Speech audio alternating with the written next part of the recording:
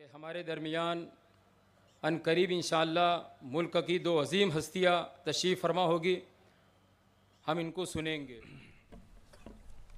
بسم اللہ الرحمن الرحیم، الحمد للہ رب العالمین، والعاقبۃ للمتقین، والصلاة والسلام علی سید الانبیاء والمرسلین، سیدنا وحبیبنا وحبیب رب العالمین محمد وعلى آلہ واصحابہ ومن هدى بهدیہ الى یوم الدین۔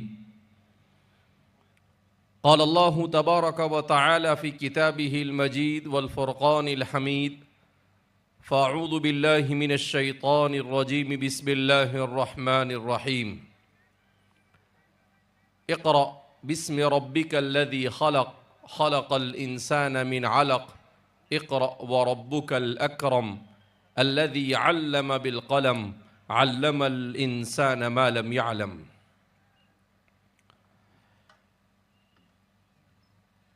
برادران اسلام اور پالنپور علاقے سے تعلق رکھنے والے ہمارے علماء کرام، نوجوانان ملت،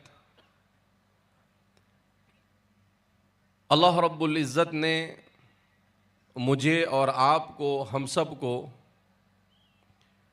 فتنوں کے اس تاریک دور میں ایمان اور اسلام جیسی عظیم نعمت عطا فرمائی۔ ہمیں بار بار اس نعمت عظمیٰ پر اللہ کا شکر ادا کرنا چاہیے۔ اس بات کو بار بار اس لیے دہرایا جاتا ہے کہ ہم جس دور سے گزر رہے ہیں یہ دور فتنوں کا دور ہے، اور ہر جگہ پر مادیت کا دورہ ہے۔ دنیا میں انسان چاہے مسلمان ہو، چاہے کسی بھی مذہب سے تعلق رکھتا ہو، اس کی زندگی کا ایک ہی مقصد رہ گیا ہے، اور وہ یہ ہے کہ وہ کیسے پیسہ کمائے، کیسے جیب بھرے اور کیسے پیٹ بھرے۔ حضرت مولانا یوسف صاحب بن نوری نور اللہ مرقدہ کا ایک مضمون ایک زمانے پہلے میں نے پڑھا تھا، اس میں حضرت نے ٹائٹل دیا تھا فتنہ جیب، فتنہ پیٹ۔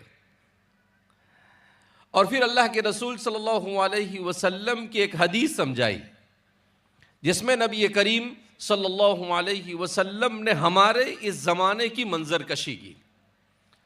آپ صلی اللہ علیہ وسلم نے ارشاد فرمایا کہ میری امت پر ایک زمانہ ایسا آئے گا کہ اس زمانے میں میری امت کی اکثریت یہ دنیا کے پیچھے دوڑ لگائے گی۔ وہ دنیا کو حاصل کرنے کے لیے نہ حلال دیکھے گی نہ حرام دیکھے گی، اور حلال اور حرام کی تمیز کے بغیر دنیا کمانے کے اندر میں منہمک ہوگی۔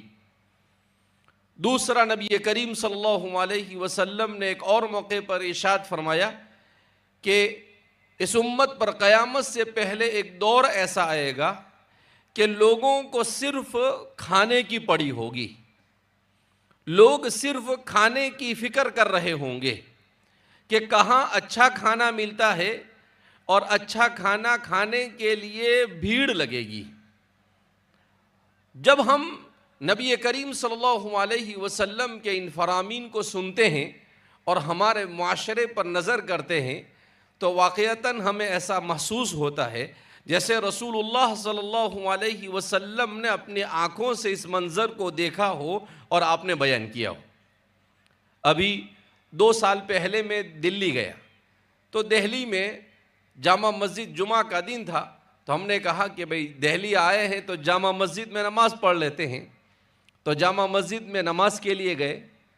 جب نماز پڑھ کر باہر آئے تو 15-20 سال پہلے کا دہلی مجھے یاد آیا، تو میں نے کہا کہ دلی میں مسجد کے قریب جامع مسجد کا جو اردو بازار ہے وہاں پر کتابوں کی دکانیں ہیں، تو دیکھیں گے کوئی اچھی کتابیں آئی ہے تو کتابیں خرید لیں گے۔ لیکن مجھے تعجب ہوا جب میں جامع مسجد کی سیڑھیوں سے اترا اور اتر کر کتابوں کی دکان تلاش کرنے لگا تو مجھے ڈھونڈنے سے بھی کتاب کی دکان نہیں ملی، بلکہ کتاب کی جگہ پر کباب کی دکانیں ملی۔ تو میں نے کہا کہ یہ تو کتاب کباب میں بدل گیا، اور ہر جگہ پر لکھا ہے کہ بھائی تازہ کباب ملے گا، لذیذ کباب ملے گا۔ تو میں نے کہا یہ امت تو کہاں سے کہاں چلی گئی، کہاں کسی زمانے میں پوری لائن کتابوں کی ہوا کرتی تھی، پوری لائن میں جب میں نے چکر لگایا تو ایک بیچاری ٹوٹی پھوٹی پرانی دکان نظر آئی، ورنہ ساری کی ساری ہوٹلیں ہو گئی۔ یہ صرف پچھلے 15 سال کی تبدیلی ہے۔ تو اس لیے انسان کو یہ سوچنا چاہیے کہ وہ جس دنیا میں رہ رہا ہے، اس دنیا میں کیا وہ صرف کھانے کے لیے آیا ہے؟ کیا وہ اس دنیا میں صرف اس لیے آیا ہے کہ وہ اپنے بدن کو راحت پہنچا دے؟ کیا وہ اس دنیا میں صرف اس لیے آیا ہے کہ اپنی من کی مرضی کے مطابق زندگی گزار دے؟ نہیں، ہرگز نہیں۔ مومن کا تو یہ مقصد ہو ہی نہیں سکتا ہے۔ ابھی سفر کے دوران میں ایک عربی کی کتاب پڑھ رہا تھا، اس کتاب میں مصنف نے کتاب کا عنوان ہی لگایا تھا حل نطقتہا حقا، کہ کیا کلمہ شہادت کو آپ نے دل سے پڑھا ہے یا نہیں پڑھا ہے۔ 400 صفحے کی عربی میں کتاب، اس کتاب کو تقریباً احمد آباد سے نکلے تو میں سفر کے دوران پڑھتا رہا، تقریباً آدھی کتاب میں نے پڑھی۔ تو اس کتاب میں ہمارے حالات کی منظر کشی کی گئی۔ انہوں نے کہا کہ ہم نے کلمہ تو پڑھ لیا اپنی زبان سے، لا الہ الا اللہ محمد الرسول اللہ، مگر کبھی ہم نے یہ غور کیا کہ یہ کلمہ ہم نے دل سے پڑھا ہے یا زبان سے پڑھا ہے۔ اگر ہم نے اس کلمے کو دل سے پڑھا ہے تو ہماری کیفیت کچھ اور ہونی چاہیے، اور اگر ہم اس کلمے کو صرف زبان سے پڑھ رہے ہیں تو ہماری کیفیت وہی ہے جس کیفیت میں ہم مبتلا ہیں۔ اس میں انہوں نے ہمارے زمانے کی بیماریوں کو پکڑ پکڑ کر اس میں ذکر کیا کہ آج صورتحال کیا ہے کہ ایک بڑا طبقہ مسلمانوں کا ایسا ہے جو کلمہ شہادت اور کلمہ توحید تو پڑھتا ہے، مگر وہ صرف زبان سے اسے ایسے ادا کرتا ہے جیسے طوطا اپنی زبان سے ادا کرتا ہے، اسے کچھ پتہ نہیں کہ وہ کیا بول رہا ہے اور کیا نہیں بول رہا ہے۔ کیوں؟ اس لیے کہ اگر اس کلمے کو ہم نے دل سے پڑھا ہوتا تو فرماتے ہیں کہ ہماری کیفیت وہ ہوتی جو صحابہ کی کیفیت تھی۔ ہماری کیفیت وہ ہوتی جو کس کی کیفیت تھی؟ صحابہ کی کیفیت تھی، کہ اس کلمے کو پڑھنے کے بعد ان کی زندگی میں انقلاب برپا ہوتا تھا۔ ہم اگرچہ اس کلمے کو پڑھتے ہیں، ہمارا ظاہر اگرچہ کچھ ٹھیک ٹھاک ہو جاتا ہے، مگر اس کلمے کا مقصد صرف ظاہر کو ٹھیک ٹھاک کرنا نہیں، اس کلمے کا مقصد ہے پوری انسانیت کے اندر میں اللہ کی عبودیت کو عام کرنا، اور انسان ہر کام کو صرف اور صرف اس لیے کرے کہ خالق اور مالک کو راضی کرے۔ مگر آج اگر ہم اپنی نماز پر بھی نظر کرتے ہیں تو ہم دیکھتے ہیں کہ ہماری نماز میں بھی گویا کہ ریاکاری ہے، ہماری تقریر میں بھی ریاکاری ہے، ہماری ہر عبادت میں ہمیں ریاکاری نظر آتی ہے۔ کیوں؟ اس لیے کہ ہم نماز تو پڑھتے ہیں، مگر ہم کیسی نماز پڑھتے ہیں؟ کَنُقْرَةِ الْغُرَابِ، ایسی نماز پڑھتے ہیں جیسے کوا چونچ مارتا ہے۔ اللہ کے رسول صلی اللہ علیہ وسلم ایک روایت میں ہے کہ اللہ کے رسول صلی اللہ علیہ وسلم تشریف فرما ہے، ایک صحابی آئے، بیچارے نئے نئے سب اسلام میں داخل ہوئے تھے اور جلدی جلدی نماز پڑھنے لگے، تو آپ صلی اللہ علیہ وسلم نے کہا ارجع فصلی فإنک لم تصلی، جاؤ واپس وضو کرو، نماز پڑھو، اس لیے کہ تمہاری نماز نہیں ہوئی۔ وہ صحابی تھے، 2 بار 3 بار ایسا ہوا۔ اس روایت کو باقاعدہ ہمارے محدثین نے مسیء فی الصلاۃ کا لقب دیا ہے۔ بعض روایتیں ایسی ہے جس کا لقب دیا جاتا ہے کہ نماز میں کوتاہی کرنے والے روایت۔ تو وہ صحابی جب 2-3 بار ہو گیا تو پھر آپ صلی اللہ علیہ وسلم سے وہ پوچھنے لگے، اللہ کے رسول صلی اللہ علیہ وسلم آخر میری نماز میں کمی کیا ہے، مشہور ہے؟ تو آپ صلی اللہ علیہ وسلم نے کہا کہ نماز کو اطمینان کے ساتھ پڑھنا چاہیے، نماز کو جلدی جلدی نہیں پڑھنا چاہیے۔ تو پھر آپ صلی اللہ علیہ وسلم نے انہیں نماز پڑھ کر بتائی۔ اب آپ صلی اللہ علیہ وسلم کی نماز کیسی ہوتی تھی اور ہم اپنی نماز کا جائزہ لیں۔ آپ کی نماز کیسی ہوتی تھی؟ حضرات صحابہ نے بیان کیا، کان رکوعہ قریبا من قیامہ، جب آپ قیام کرتے تھے تو آپ بہترین قرات کرتے تھے۔ حضرات صحابہ فرماتے ہیں کہ رسول اللہ صلی اللہ علیہ وسلم کی قراءت کو جب ہم سنتے تھے تو ہم اس دنیا سے ایسا لگتا تھا غائب ہو جاتے تھے، ہمارے اوپر ایسی کیفیت طاری ہوتی تھی۔ اللہ اکبر۔ اب ظاہر سی بات ہے، جس ذات پر وحی کا نزول ہو رہا ہے وہ ذات جب قرآن کریم کی تلاوت کر رہی ہوگی، ہم شیخ عبد الباسط جیسے قاریوں کی قراءت کو پڑھ کر جھوم جاتے ہیں، تو صحابہ پر رسول اللہ کی قراءت کا کیا اثر ہوتا ہوگا؟ ایک صحابی فرماتے ہیں، میں نے اللہ کے رسول صلی اللہ علیہ وسلم کے پیچھے فجر کی نماز پڑھی تو آپ صلی اللہ علیہ وسلم نے جب پڑھنا شروع کیا تو مجھے ایسا لگا کہ میرا اس دنیا سے کوئی تعلق نہیں۔ تو ایک تو نماز، اچھا حضور کی نماز کیسی ہوتی تھی؟ آپ صلی اللہ علیہ وسلم کی نماز کو بیان کیا، کان رکوعہ قریبا من قیامہ، جتنی دیر آپ قیام کرتے تھے، سورہ فاتحہ پڑھتے تھے اور ضم سورت کرتے تھے، اتنا ہی تقریباً آپ کا رکوع ہوتا تھا۔ اور ہمارا رکوع کیسا ہوتا ہے؟ سبحان اللہ العظیم، سبحان اللہ العظیم، سبحان اللہ العظیم۔ یعنی شاید 1 سیکنڈ 2 سیکنڈ کے اندر تو ہمارا رکوع ختم ہو جاتا ہے۔ شاید موسیٰ فی الصلاۃ، اگر اللہ کے رسول صلی اللہ علیہ وسلم ہماری نماز کو دیکھ لے تو یہ کہ یہ تو نماز ہی نہیں ہے۔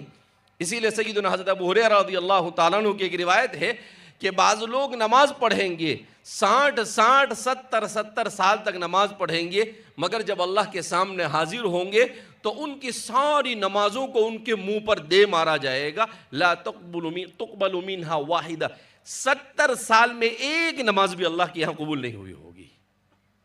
کہا کیا وجہ؟ حضرت ابو ہریرہ فرماتے ہم نے پوچھا اللہ کے رسول صلی اللہ علیہ وسلم اس کی وجہ کیا؟ کہا لا یتم رکوعہا ولا سجودہا، نہ تو رکوع سیدھا کیا ہوگا نہ سجدہ سیدھا کیا ہوگا۔ میں ایک مرتبہ رمضان المبارک کے مہینے میں ایک صاحب نے فون کیا، کہا کہ مولانا یہ تراویح اتنا فاسٹ پڑھتے ہیں، کیا نماز ہو جاتی ہے لوگوں کی؟ میں نے کہا کیا ہوا آپ کے ساتھ قصہ؟ تو صاحب فون پر کہنے لگے کہ یہاں پر ہمارے شہر میں ایک جگہ پر تراویح ہوتی ہے، تو اس تراویح میں یہ ہوتا ہے کہ 10 منٹ میں امام صاحب 20 رکعت پڑھا کے مصلیوں کو مسجد کے باہر پھینک دیتے ہیں۔ مجھے تعجب ہوا کہ 10 منٹ میں 20 رکعت پڑھا کر مسجد کے باہر پھینک دینا، کیا مطلب ہوتا ہے اس کا؟ کہا کہ مولوی صاحب عجیب و غریب نماز ہوتی ہے۔ میں نے کہا اچھا، میں نے کہا ایسا تو نہیں ہو سکتا ہے، 10 منٹ میں 20 رکعت تو غیر معقول ہے، سمجھ میں نہیں آتی ہے۔ اچھا وہ آدمی بڑا ہوشیار نکلا، اس نے کہا کہ مولانا ایک کام کرتا ہوں، میں کل آپ کو تراویح ریکارڈ کر کے بھیجتا ہوں۔ اس نے کیا کیا، دوسرے دن تراویح ریکارڈ کروایا کسی کے پاس اور مجھے بھیجا، تو واقعتاً 10 منٹ تو زیادہ کہا اس نے، 9 ساڑھے 9 منٹ میں 20 رکعت پوری۔ اچھا قرآن کیسا پڑھ رہے تھے پڑھنے والے؟ صرف الحمد سمجھ میں آتا تھا اور ضالین سمجھ میں، الحمدللہ ضالین، ختم بات۔ تو پھر اس نے کہا کہ مولانا نماز کا کیا حکم ہے؟ میں نے کہا ابھی یہ جیسی نماز پڑھا رہے ہیں یہ نماز تو ہوگی نہیں، نماز ہوئی ہی نہیں۔ تو پھر وہ مجھے کیا کہنے لگے کہ مول صاحب 25 سال سے لوگ ایسی تراویح پڑھ رہے ہیں، اور آپ کو تعجب ہوا گا کہ پورے شہر میں سب سے زیادہ مصلی اسی مسجد میں ہوتے ہیں۔ میں نے کہا 25 سال میں ایک کی بھی نماز نہیں ہوئی۔ تو اس کا مطلب کیا ہے؟ ہم اپنے سر سے صرف بوجھ اتارنا چاہتے ہیں، ہمیں اللہ سے محبت نہیں ہے، ہم محبت سے عبادت نہیں کر رہے ہیں، ہم محبت سے نماز نہیں پڑھ رہے ہیں، ہم محبت سے اطاعت نہیں کر رہے ہیں۔ تو یہ بڑا افسوس کا مقام ہے کہ ہم کہاں کھڑے ہیں۔ ہم ایک اللہ کو مانتے ہیں مگر صرف زبان سے مانتے ہیں، حقیقت میں اللہ رب العزت کے ساتھ جو تعلق ہونا چاہیے وہ تعلق نماز پڑھنے کے باوجود بھی ہمارا قائم نہیں ہو سکا ہے۔ لہذا اس بنا پر نبی کریم صلی اللہ علیہ وسلم جو معاشرہ چھوڑ کر گئے، حضور نے صحابہ کی جو تربیت کی اور تربیت کر کر جو جماعت آپ نے چھوڑی، کہ اخیر میں آپ نے کہا کہ میرے صحابہ کون ہے؟ خیر القرون قرنی، کہ میرے صحابہ جیسے دنیا میں تمہیں کوئی نہیں ملیں گے۔ خیر القرون کا اللہ کے رسول صلی اللہ علیہ وسلم نے، کیا مطلب؟ انبیاء کے بعد روئے زمین پر 1,24,000 انسانوں کا ایک ساتھ اتنا بہترین معاشرہ نہ روئے زمین پر آپ صحابہ سے پہلے کبھی آیا اور نہ صحابہ کے بعد قیامت تک کبھی آئے گا۔ کیسا تھا؟ اللہ اکبر! ایسا معاشرہ تھا کہ اس معاشرے کی خصوصیت کیا بیان کرتے ہیں سیدنا حضرت عبداللہ ابن مسعود فرماتے ہیں صحابہ کون تھے؟ کَأَبَرُّهُمْ قُلُوبًا، صحابہ کی سب سے پہلی صفت دل کے بالکل صاف ستھرے تھے، ان کے دل میں نہ کینہ نہ کپٹ کچھ نہیں، صاف ستھرے دل کے مالک تھے۔ آج ہم اپنے معاشرے کا جائزہ لیں، بھائی بھائی کے دل حسد لے کر بیٹھا ہوا ہے، باپ کی بیٹے سے نہیں بنتی ہے، چچا کی بھتیجے سے نہیں بنتی ہے، ماموں بھانجے کی نہیں بنتی ہے، اور اڑوس پڑوس کے ساتھ کوئی تعلق نہیں، ایک طرح کی تجارت کرتے ہیں تو ہم ایک دوسرے کی ٹانگ کھینچ کر ایک دوسرے کو نقصان پہنچانے کی کوشش کرتے ہیں۔ جہاں دیکھو ہم لوگ، ہمارے دل حسد کینہ اور کپٹ سے بھرے ہوئے ہیں، تو ظاہر سی بات ہے کہ پھر ہمارے معاشرے کے اندر میں محبت کہاں سے آئے گی؟ کَأَبَرُّهُمْ قُلُوبًا، صحابہ کے دل بالکل صاف تھے۔ وَأَعْمَقُهُمْ عِلْمًا، علم کے گہرے تھے، پوری شریعت سے بہت اچھی طرح واقف تھے، اور آخر میں کہا وَأَقَلُّهُمْ تَكَلُّفًا، اور ان کی زندگیوں میں تکلف نہیں تھا۔ ہم تکلفات بہت کرتے ہیں مگر جب عملی میدان میں آتے ہیں تو کوئی نہیں، کچھ نہیں، زیرو ہوتا ہے۔ تو اس لیے اللہ کے رسول صلی اللہ علیہ وسلم نے جس معاشرے کو تشکیل دیا وہ معاشرہ ظاہری اعتبار سے بھی بڑا صاف ستھرا تھا۔ حضور نے انہیں سکھایا کہ کیا ہے ایمان اور اسلام، کیا ہے؟ النظافۃ شطر الایمان، پاکی آدھا ایمان ہے۔ اور آج دیکھو ہمارے معاشرے میں، ہمارے گھروں میں جیسی ہونی چاہیے صفائی نہیں، ہمارے محلوں کے اندر میں صفائی نہیں، ہمارے جہاں پر ہم رہتے ہیں وہیں پر سب سے زیادہ گندگی ہوتی ہے۔ تو حضور نے فرمایا کہ ظاہری طور پر بھی باطنی طور پر بھی دلوں کو صاف رکھنا اللہ کے رسول صلی اللہ علیہ وسلم نے سکھایا۔ حضور نے کون سی تجارت سکھائی؟ جس میں دھوکہ نہ ہو، جس میں کسی کے ساتھ ذرہ برابر بھی خیانت نہ کی جائے، جس کے اندر میں کانٹی نہ ماری جائے، جس کے اندر میں اللہ اکبر، اللہ کے رسول صلی اللہ علیہ وسلم ایک مرتبہ مدینہ منورہ کی بازار میں آئے تو ایک آدمی کو دیکھا کہ وہ ڈھیر لگا کر بیچ رہا ہے۔ اللہ کے رسول صلی اللہ علیہ وسلم کو وحی کے ذریعے سے چیزیں بتا دی جاتی تھی۔ آپ صلی اللہ علیہ وسلم نے اپنا ہاتھ اس میں ڈالا، اس چاول کے گیہوں یا جو بھی یہ غلہ بیچ رہا تھا اس میں، تو دیکھا کہ اوپر اچھا مال تھا اور باہر اچھا مال نہیں، اندر میں اچھا مال نہیں تھا۔ تو اللہ کے رسول صلی اللہ علیہ وسلم نے کہا من غشنا فلیس منا، جو دھوکہ دے گا وہ ہم میں سے نہیں۔ اللہ کے رسول صلی اللہ علیہ وسلم ایسے ہی معاشرے کو تشکیل دینے کے لیے اس دنیا کے اندر میں بھیجے گئے۔ اسی لیے نبی کریم صلی اللہ علیہ وسلم کی سب سے پہلی صفت کیا بیان کی جاتی ہے؟ وَمَا أَرْسَلْنَاكَ إِلَّا رَحْمَةً لِّلْعَالَمِينَ، آپ صرف مسلمانوں کے لیے رحمت نہیں تھے، آپ پوری رہتی دنیا تک کے آنے والے انسانوں کے لیے رحمت تھے۔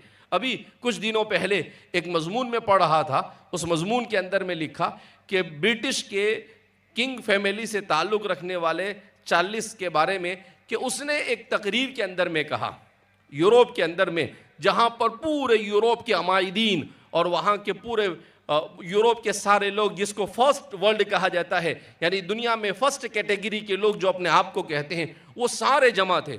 ان کے سامنے اس نے کہا کہ دیکھو اے یوروپ کے لوگوں اور اے امریکہ سے تعلق رکھنے والوں، یہ اس کے الفاظ میں بیان کر رہا ہوں، کہا ایک بات کان کھول کر سن لو، 21ویں صدی نے اس بات کو ثابت کر دیا ہے کہ ہمارا سسٹم یہ فیل ہے۔ کیا کہا اس نے؟ 21ویں صدی نے اس بات کو ثابت کر دیا ہے کہ ہمارا سسٹم فیل ہے۔ پولیٹیکل لائن سے بھی ہم نے دنیا کو جو ڈیموکریسی دی وہ فیل ہے۔ کیوں؟ کہ ہماری ڈیموکریسی کے اندر میں انصاف جیسا ہونا چاہیے ویسا نہیں، ہم اپنی مرضی سے انصاف کا ڈیفینیشن کرتے ہیں، جسے چاہے انصاف دیتے ہیں اور جسے چاہے ہم انصاف نہیں دیتے ہیں، اور ہم کسی پر ظلم بھی کریں تو ہم اس پر انصاف کا لیبل لگا دیتے ہیں۔ تو کہا کہ ہم نے دنیا کے اندر میں کیپٹلزم کو متعارف کیا، دنیا میں اکانومی کے اندر میں کہ بھئی کیپٹلزم یہ سب سے اچھی چیز ہے، لیکن اس دنیا نے کرائسس میں کہ پچھلے 25 سالوں کے اندر میں اتنی مرتبہ دنیا کے اندر میں کرائسس اور مالی بحران آیا ہے، اس نے اس بات کو ثابت کر دیا کہ ہمارا اکنامیکل سسٹم یہ بھی فیل ہے۔ ہم نے ہمارے معاشرے کے اندر میں اخلاقی اعتبار اور خاندانی اعتبار سے بھی فیل ہو چکے ہیں، اس لیے کہ ہمارے یہاں پر باپ بیٹے کا، ماں بیٹوں کا کوئی تقدس خاندانی نظام پورا درہم برہم ہو چکا ہے۔ لہذا ہم اپنے سسٹم کو ایک ناکام سسٹم کہنے پر مجھے ذرہ برابر بھی تعامل نہیں۔ آگے جو بات اس نے کہی وہ سننے سے تعلق رکھتی۔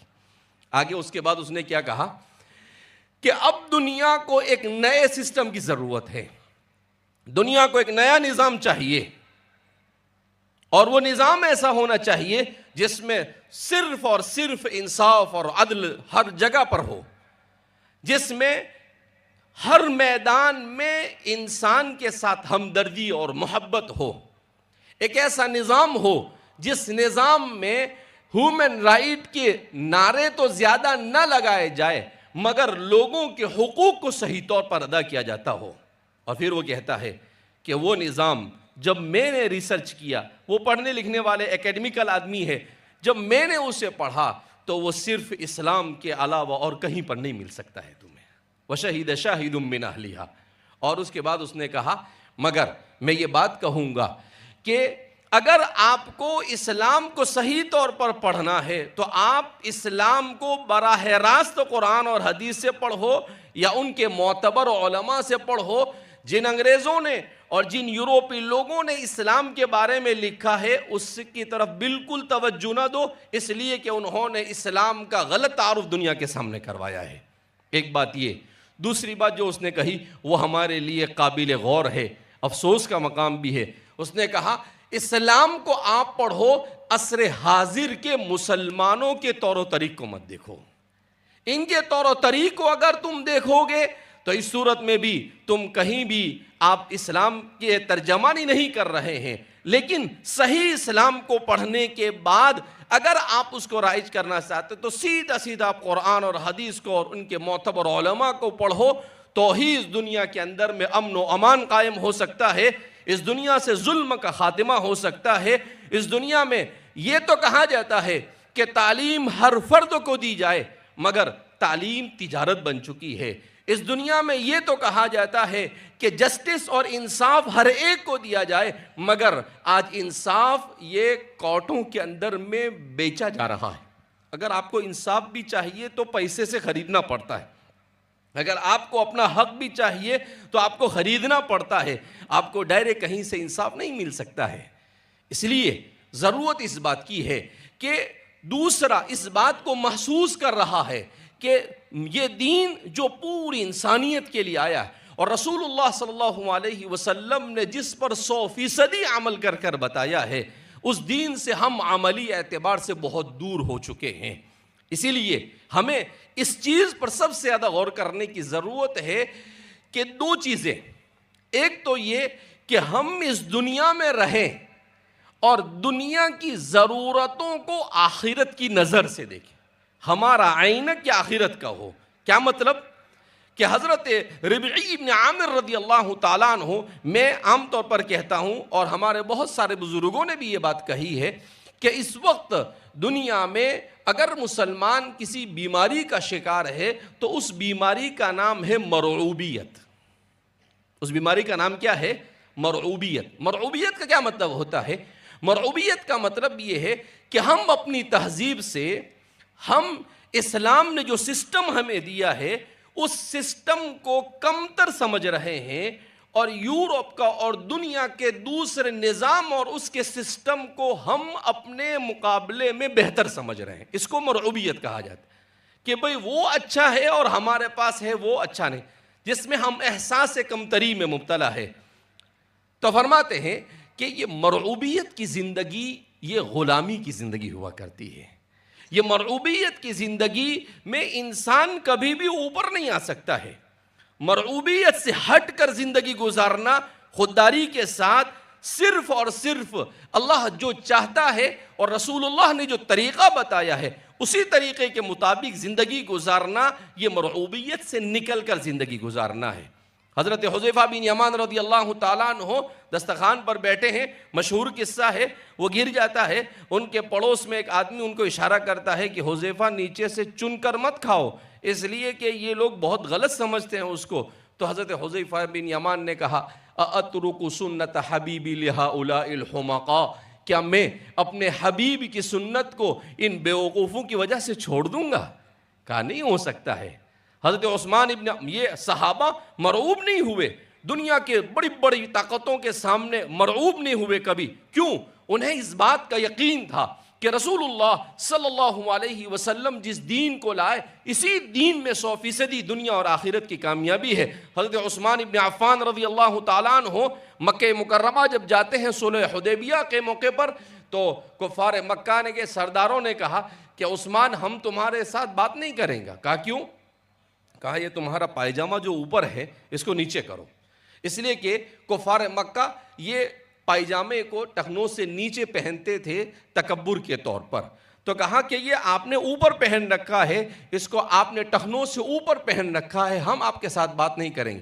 حضرت عثمان بن عفان رضی اللہ تعالیٰ عنہ نے منہ پر کہہ دیا کہ تم چاہے تو بات کرو یا بات نہ کرو، مجھے کوئی لینا دینا نہیں ہے، مگر میں اپنے رسول کی سنت کو کبھی نہیں چھوڑ سکتا ہوں۔ اور پھر اس کے بعد ایک افواہ پھیلی کہ حضرت عثمان کو کفار نے شہید کر دیا، تو اللہ کے رسول صلی اللہ علیہ وسلم نے باقاعدہ بیعت کی، قرآن کریم نے اس کو بیان کیا کہ یبایعونک تحت الشجرۃ، بیعت رضوان جس کو کہا جاتا ہے، لقد رضی اللہ عن المؤمنین یبایعونک تحت الشجرۃ، وہ مرعوبیت سے نکل کر زندگی گزاری انہوں نے۔ حضرت ربعی بن عامر رضی اللہ تعالیٰ عنہ یہ جب رستم کے سامنے جاتے ہیں، اس وقت دنیا کا سپر پاور یہ فارس مانا جاتا تھا، اس جنرل کے سامنے آپ کو بھیجا جاتا ہے، تو آپ جب وہ جانے لگتے ہیں تو حضرت ربعی بن عامر رضی اللہ تعالیٰ عنہ جب اس کے دربار میں داخل ہوتے ہیں تو رستم یہ سمجھا کہ یہ دنیا کی ہماری تہذیب سے، ہماری دولت سے، ہمارے سونے اور چاندی اور ہمارے مخمل سے متاثر ہوگا، میں اپنے مضمون ہی کی طرف آخر میں جا رہا ہوں۔ تو آپ نے کیا سوچا کہ یہ ہماری ساری چیزوں سے کیا ہو جائے گا؟ متاثر ہو جائے گا۔ اس کے لیے اس نے بہترین مخمل کے غالیچے لگوائے اور سونے کے کڑے جگہ جگہ پر اس نے لگوا دیے اور حضرت ربعی بن عامر کو مرعوب کرنے کی کوشش کی۔ مگر قربان جائیے، وہ دیہاتی صحابی ہے، قبیلے بنو تمیم سے آپ کا تعلق ہے، وہ جب جاتے ہیں تو کیا کرتے ہیں؟ گھوڑا لے کر اس کے دربار میں داخل ہونے کی کوشش کرتے ہیں۔ حالانکہ ایسا نہیں کہ وہ سب سمجھتے تھے، مگر انہوں نے جان بوجھ کر ایک طرح سے ایکٹنگ کی، اور دیکھ آپ نے کہا، تو جب انہیں روکا، کہا کہ بھئی گھوڑا تو یہاں اتارو، اتنا عالی شان بچھایا ہوا ہے، تو وہ انہیں بتانا چاہتے تھے کہ بھئی تمہارے یہ عالی شان والی شان سے ہمیں کوئی فرق پڑتا ہے نہیں، ہم اس سے متاثر نہیں ہوتے ہیں۔ انہوں نے کہا کہ اچھا گھوڑا نہیں لے جائیں اندر، ٹھیک ہے باندھ۔ اب جب باندھنے کے لیے تو کیا کیا، وہ جو انہوں نے ڈیزائن کے طور پر سونے کے کڑے لگا رکھے تھے، اپنا گھوڑا اسی کے ساتھ جا کر باندھ دیا۔ پھر اس کے بعد اندر جانے لگے، جب اندر جانے لگے تو انہوں نے ان کو روکا، کہا کیا کہ آپ کے پاس جو تلوار ہے اور آپ کے پاس جو خنجر ہے اس کو یہاں جمع کر جاؤ۔ آپ نے کہا کہ بھئی میں نہیں آیا ہوں، مجھے بلایا گیا ہے، میں تو سب ساتھ میں لے کر جاؤں گا، تو میں واپس جاتا ہوں، مجھے کوئی ضرورت نہیں ہے۔ تو رستم کو جا کر کہا گیا کہ بھئی یہ بھائی تو ایسا بولتے ہیں، کہا کہ ٹھیک ہے بھئی آنے دو، برابر بات تو صحیح کہہ رہا ہے، اس کو ہم نے بلایا ہے۔ اب جب وہ اندر گئے تو آپ نے اپنی تلوار نکالی اور جان بوجھ کر وہ جو بہت عالی شان قسم کا گدا اس نے بچھایا تھا مخمل کا، اس کو اپنی تلوار سے پھاڑتے ہوئے وہاں گئے، اور وہاں پہنچنے تک 100 میٹر لکھا ہے، ایک عرب مورخ نے لکھا ہے کہ ہم نے جب اس کی تحقیق کی تو پتہ چلا کہ تقریباً وہ 100 میٹر کے فاصلے سے چل کر گئے تھے، تو اس کو اس طریقے سے اس کی ادھیڑ بند نکال دی کہ وہ کہیں کا رہا ہی نہیں بیچارہ۔ اب جب قریب پہنچی، دیکھو یہ صحابہ مرعوب نہیں ہوئے، ان کو مرعوب کیا جو اپنے آپ کو سپر پاور سمجھ رہے تھے اس زمانے میں۔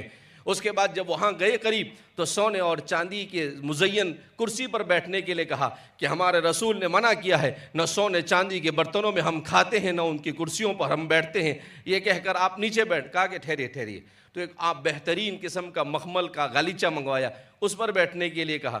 بہرحال آپ جب بیٹھے تو آپ نے بیٹھتے ہی کیا کہ اپنا خنجر نکالا اور زور سے اس کے اندر میں اس کو داخل کر دیا، اور پھر یوں کر کر اس پر ہاتھ رکھ کر یوں کر کر اس سے بات کرنے لگے. تو اس نے کہا کہ بھئی تم کیوں آئے ہو؟ بہرحال آدھا رعب تو وہ مرعوب کرنے گیا، وہ خود ہی مرعوب ہو گیا کہ بھئی یہ پتہ نہیں کون سی قسم کا انسان ہے، ذرہ برابر بھی اس پر ہماری اس سارے ظاہری چیزوں کا کوئی اثر نہیں ہوتا ہے.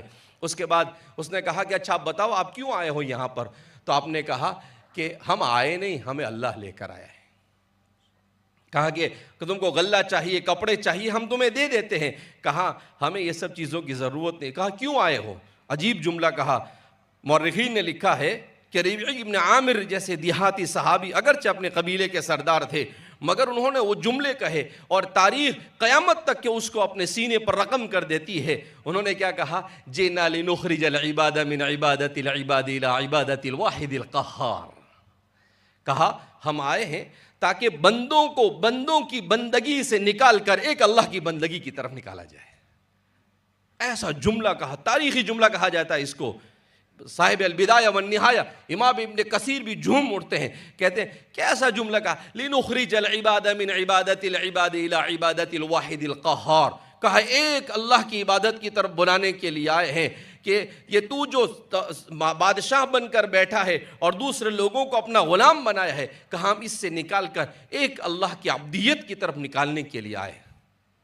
اس کے بعد دوسرا جملہ اس سے بھاری کہتے ہیں وَمِن، اور دوسرا جملہ کیا کہا کہ اور ہم اس لیے آپ کے پاس آئے ہیں تاکہ لوگوں کو نکالے من جور الادیان الى عدل الاسلام، مذہب کے نام پر جو ظلم ہو رہا ہے اس ظلم اور بربریت سے نکال کر اسلام کے عدل کے سائے میں کھڑا کرنے کے لیے آئے. کہا ہمارے یہاں پر ایک ہی صف میں کھڑا ہو گیا محمود و ایاز، نہ کوئی بندہ رہا نہ کوئی بندہ نواز. کہا ہمارے یہاں اونچ نیچ کچھ نہیں ہوگا. محمود و ایاز ہم پڑھتے ہیں نا شعر میں، تو وہ کیا ہے؟ وہ ہندوستان میں ایک زمانے کے بادشاہ تھے اور ایک غلام تھے، وہ تھے محمود و ایاز. تو کہا بادشاہ بھی وہیں کھڑا اور غلام بھی وہیں کھڑا ہو جائے گا، ہمارے یہاں پر اونچ نیچ کچھ نہیں ہوگی. کہا وَمِن جَوْرِ الْأَدْيَانِ إِلَىٰ عَدْلِ الْإِسْلَامِ. اور آخری جو جملہ کہا اس نے اس زمانے کے اپنے آپ کو اسٹیٹس کے لیے جو لوگ مرتے ہیں ان لوگوں کی ادھیڑ بن نکال کر رکھ دی. آپ نے کہا وَمِن ضِيقِ الدُّنْيَا إِلَىٰ سَعَةِ الدُّنْيَا وَالْآخِرَةِ.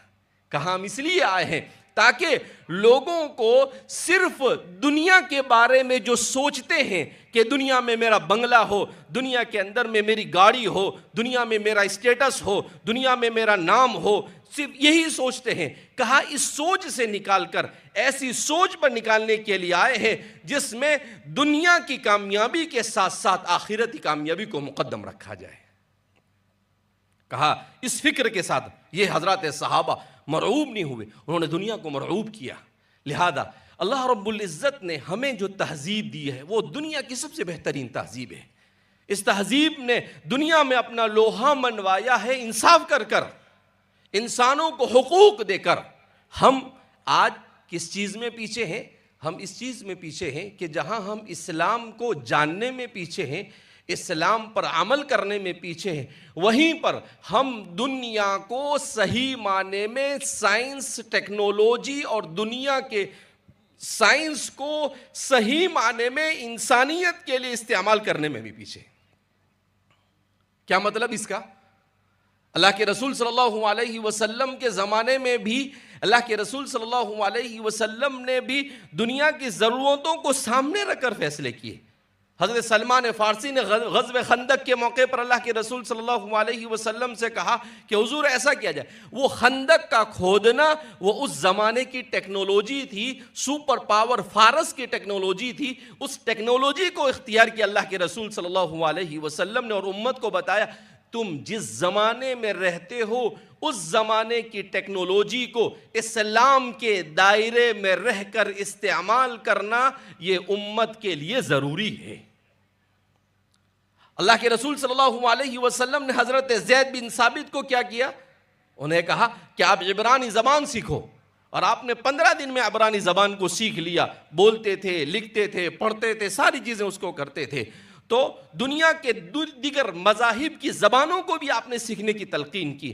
ایسی بے شمار مثالیں آپ کو مل سکتی ہے. لہذا ہم یہ جو سوچتے ہیں کہ بھائی صرف اور صرف قرآن کریم کی آیت کریمہ میں ربنا آتینا فی الدنیا حسنہ وفی الآخرۃ حسنہ، دونوں جگہ پر حسنہ کا استعمال ہے، کوئی کمی زیادتی نہیں کی ہے. لہذا میں اس کو یوں سمجھانے کی کوشش کرتا ہوں کہ مغرب نے، ویسٹرن نے اور یورپ نے دنیا کو یہ سکھانے کی کوشش کی ہے کہ دین اور دنیا دو الگ الگ چیزیں ہیں، جبکہ اسلام نے دنیا کو یہ سمجھایا ہے کہ دین اور دنیا یہ دونوں ایک ہے. اگر دنیا کو دین کے نظریے سے شریعت کے دائرے میں رہ کر استعمال کیا جائے تو جہاں پر یہ دنیا آخرت بن جاتی ہے وہیں پر یہ دنیا پوری انسانیت کے لیے رحمت بھی بن جاتی ہے. اس لیے آج جس سائنس اور ٹیکنالوجی کے ذریعے سے ہتھیار بنا کر مظلوم لوگوں کو مارا جا رہا ہے، یہی ٹیکنالوجی اگر اسلام کے سائے میں ہوتی تو کبھی کسی مظلوم کو نہیں مارا جاتا. اللہ کے رسول صلی اللہ علیہ وسلم نے اپنی تعلیمات میں صاف کہا، لا تقتلوا النساء، عورتوں کو نہیں مارا جائے گا، بچوں کو نہیں مارا جائے گا، بڑھوں کو نہیں مارا جائے گا، کہیں پر کسی درخت کو نہیں کاٹا جائے گا، کسی گھر کو نہیں اجاڑا جائے گا. حضور نے جو آداب جنگ سکھائے اس میں بھی دشمن کے ساتھ زیادتی کرنے سے منع کیا. جس دین میں دشمن کے ساتھ زیادتی کرنے سے منع کیا گیا ہوگا اس دین میں اپنوں کے ساتھ کیسے زندگی گزارنے کا سبق سکھایا گیا ہوگا. اس لیے میرے بھائیوں، دوستوں اور بزرگوں، یہ سب ہمارے لیے ضروری ہے کہ ہم جہاں پر اپنے پورے دین کی حفاظت کی ذمہ داری اپنے سر پر لے، وہیں پر ہمیں یہ بھی سوچنا ہے کہ آنے والا زمانہ کہاں جا رہا ہے، اور اس زمانے کی آنکھ سے آنکھ ملانے کے لیے ہمیں اپنے دین کے دائرے میں رہ کر کس طریقے سے آگے بڑھنا ہے تاکہ ہمارا نوجوان یہ ارتداد کا شکار نہ ہو، ہمارا نوجوان یہ کسی قسم کی خرابی کا شکار نہ ہو. لہذا ہمیں اس بات کو سمجھنے کی ضرورت ہے کہ ہم جو اتنا بڑا یہاں پر یہ قائم کیا جا رہا ہے، ماشاءاللہ دوستوں نے محنت کی، کوششیں کی. پچھلے یہ تقریباً تیسرا چوتھا پروگرام ہے ایک سال کے اندر، تو ماشاءاللہ کام شروع ہوا اور آپ حضرات کے تعاون سے اسکول شروع ہو گئی، اور اس کے ساتھ ساتھ میں ہسپتال کا کام بھی کافی اوپر آ چکا ہے، اور ماشاءاللہ آپ تعاون کر رہے ہیں اور آپ کو مزید تعاون کرنے کی ضرورت ہے. کیوں؟ اس لیے کہ یہ ساری چیزیں ہماری ضرورت بن چکی ہے.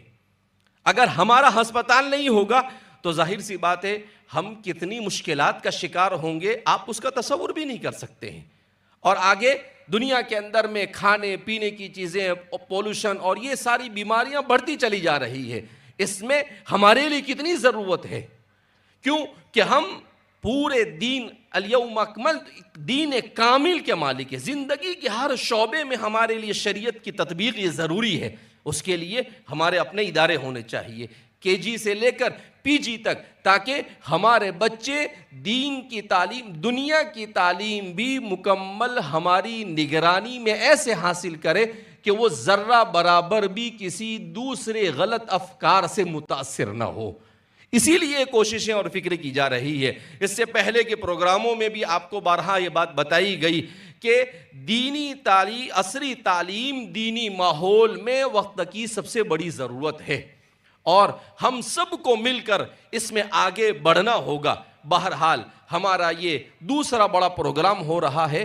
ان پروگراموں کا مقصد یہ نہیں ہے کہ بہت لوگ آ گئے اور بہت اچھی تقریر ہو گئی، واہ واہ، نہیں. یہ کیا مطلب، اس کا کوئی فائدہ نہیں. اس کا اصل مقصد یہ ہے کہ آپ اس بات کو سمجھے کہ بھائی ہم اس پروگرام کے ذریعے سے آپ کو یہاں دعوت دیتے ہیں تاکہ چیزوں کو دیکھیں آپ، اور آپ اپنے آنکھ سے دیکھ کر کہا کہ کام ہو رہا ہے تو خود بھی تعاون کریں اور دوسرے لوگوں کو بھی اس کی تعاون پر آمادہ کریں. اور جو چیز آپ یہاں پر دیں گے، میں نے اس سے پہلے بھی ایک بات کہہ کر اپنی بات کو ختم کرتا ہوں کہ حضرت مولانا عبدالکریم پاریکھ صاحب، وہ ناگپور کے اندر میں، انہوں نے اپنے ایک مرتبہ ایک موقع پر کہا کہ دنیا کے دوسرے، صرف ہندوستان پر ہم نظر کریں تو یہاں پر ہماری جو OBC لوگ ہیں، کہا وہ آگے بڑھ رہے ہیں، مسلمان پیچھے رہ رہے ہیں. کہا میں اس پر سوچتا رہتا تھا ایسا کیوں ہو رہا ہے. کہا ایک مرتبہ میں نے دیکھا کہ ہمارے گھر میں صاف صفائی کرنے والی عورت ہے، وہ آئی اور اس کے ہاتھ میں پیپر ہے. تو مجھے تعجب ہوا. میں نے اس عورت سے پوچھا، 20-25 سال پہلے کا انہوں نے قصہ لکھا ہے. میں نے اس عورت سے پوچھا کہ بھئی یہ پیپر کیا کر رہے ہو آپ کو پڑھنا آتا ہے؟ تو اس نے کہا نہیں مجھے پڑھنا نہیں آتا ہے. کہا یہ پیپر کیوں؟ کہا اس پیپر کو میری قوم نکالتی ہے اور میں اس کو 1 روپے کا خریدتی ہوں. کیوں خریدتی ہوں؟ اس لیے کہ یہ 50 پیسے کا اس پر خرچہ ہوتا ہے اور 50 پیسے ہماری قوم کے تعلیم کے لیے خرچ کیا جاتا ہے. تو مجھ سے اتنا ہی ہو سکتا ہے تو میں اتنا ہی اپنے طرف سے دینے کی کوشش کرتی ہوں تاکہ میری قوم ترقی کرے. میں نہیں پڑھ سکی مگر میری قوم کے بچے یہ ہمارے اداروں میں پڑھے اور اس طریقے سے. تو حضرت نے کہا کہ میں سر پکڑ کر رہ گیا کہ دیکھو ایسے ہی دنیا کے اندر میں اللہ رب العزت کا نظام ہے. وَمَا رَبُّكَ بِظَلَّامٍ، اللہ کسی پر ظلم نہیں کرتا ہے.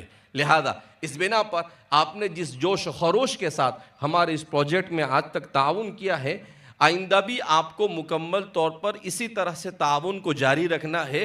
آپ کو اس سے پہلے بھی اسکیم بتائی گئی تھی کہ یہ پورا پروجیکٹ جو ہے وہ بہت آسانی سے ہو سکتا ہے. میں نے بتایا تھا آپ کو کہ بھئی ہمارے مومن برادری اور ہماری چیلیا برادری جو ہے، یہ برادری گٹکا، مسالہ اور تمباکو بہت کھاتی.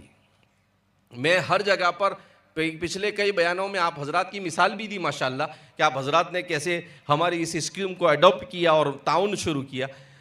تو میں کہتا ہوں کہ بھائی آپ کی جو 6 لاکھ کی آبادی ہے 156 دیہاتوں میں، اگر یہ 6 لاکھ لوگوں میں سے 4 لاکھ لوگوں کو 3.5 لاکھ لوگوں کو بچے بوڑھے عورتوں کو نکال دے تو 2 سے 2.5 لاکھ لوگ بچتے ہیں جو کمانے والے ہیں.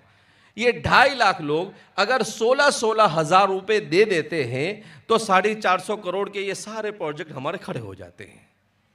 اور میں نے آپ کو کہا بھی تھا کہ یہ آپ کو 5 سال میں دینا ہے. 1 سال میں 3,000 روپے، 1 مہینے کے 300 روپے. آپ لوگوں نے یہ بھی کہا تھا کہ ہم 1500 سے لے کر 3,000 روپے کا مسالہ اور گٹکا کھاتے ہیں. میں نے کہا بھائی کام کرو، اسی میں سے آپ 300 روپے ادھر دے دو. اگر 3,000 کا کھاتے ہو تو اللہ کے واسطے 2700 کا کھاؤ. اللہ کے واسطے تو نہیں کھاؤ، بول بھی نہیں سکتا ہوں میں، اس لیے کہ بہرحال وہ جائز نہیں ہے جو صحت کے لیے نقصان دہ ہے. وَلَا تُلْقُوا بِأَيْدِيكُمْ إِلَى التَّهْلُكَةِ، اللہ کے واسطے تو یہی کہوں گا کہ اللہ کے واسطے بالکل چھوڑ دو.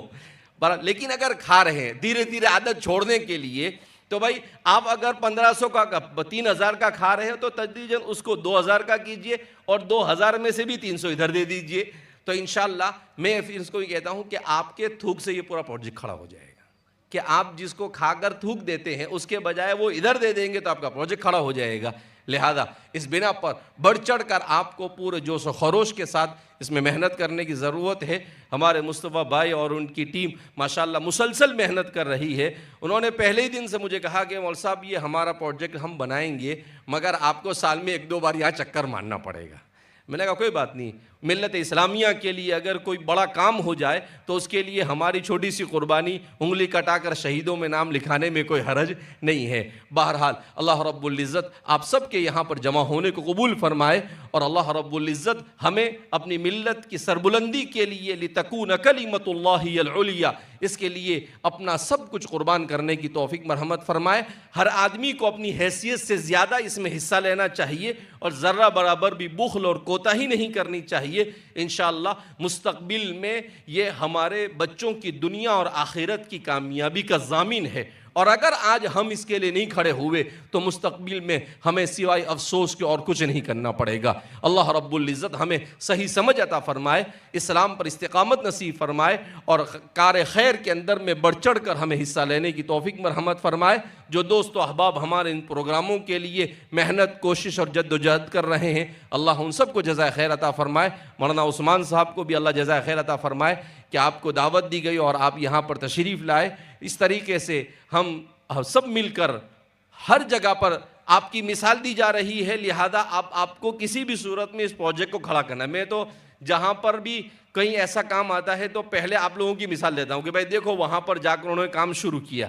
تو انشاءاللہ آپ اگر آئیڈیل بنتے ہیں تو دوسری جگہ پر جو کام ہوگا اس کا ثواب بھی آپ کو، من دل علی الخیر کفاعلہ، جو خیر کا راستہ بتائے تو اس کو بھی اتنا ہی ثواب ملتا ہے جیسا کہ پہلے کرنے والے نے کیا. اللہ رب العزت ہم سب کو کہنے سننے سے زیادہ عمل کی توفیق مرحمت فرمائے، اپنی مرضیات پر چلنے کی اور نامرضیات سے بچنے کی توفیق مرحمت فرمائے. وآخر دعوانا الحمدللہ رب العالمین.